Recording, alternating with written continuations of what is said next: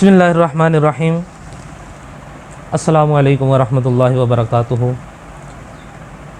अक्सर औक़ात ऐसा होता है कि सामीन में से कुछ अहबाब ऐसे अजीब अजीब सवालात करते हैं कि अक्ल दंग रह जाती है। तो इसी ज़मन में मुझे एक वाक़या भी याद आ गया, और उससे पहले मैं बता दूं कि आज का हमारा मौजू जो है वो ये है कि अंडे जो हैं क्या ये हम सदका कर सकते हैं। ये सवाल भी आज सामने आया। इसके अलावा कुछ और भी सवाल आए, बड़े अजीब वो सवालात थे। तो मेरे जहन में एक बात आ गई कि एक शख्स किसी आलम दीन की मजलिस में जाकर बैठा करता था, और वो हमेशा खामोशी के साथ बैठा करता था, हमेशा खामोशी के साथ बैठा करता था। वक्त गुज़रता गया, महीना, 2 महीने, 3 महीने गुज़रते गए। रमज़ान मुबारक का महीना आ गया।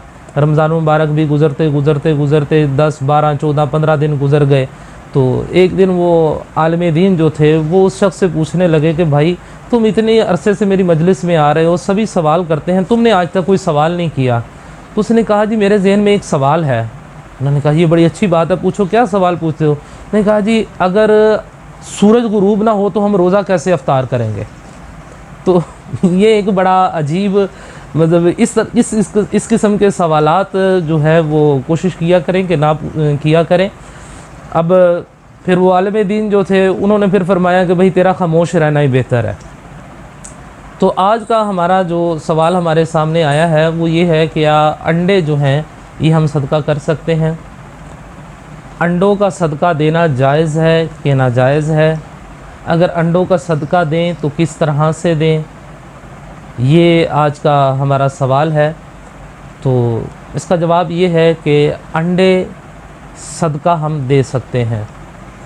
अंडे हम सर के ऊपर से वार कर भी सदका कर सकते हैं। अंडों को हम हाथ लगाकर भी सदका दे सकते हैं। मुंह से कह देना या दिल में नीयत होना ही काफ़ी होती है, मगर उसको किसी जगह के ऊपर फेंकना, वो टूट जाए, ये ज़िया है। ऐसा नहीं करना चाहिए, बल्कि सदका ये है कि आप किसी को दे दें ताकि वो किसी गरीब के, किसी मस्कीन के इस्तेमाल में आ जाएं, आप उसको सदका कर दें। तो अंडे सदका करने में कोई हर्ज नहीं है। अल्लाह ताला हमें दीन इस्लाम को समझने की तौफीक अता फरमाए।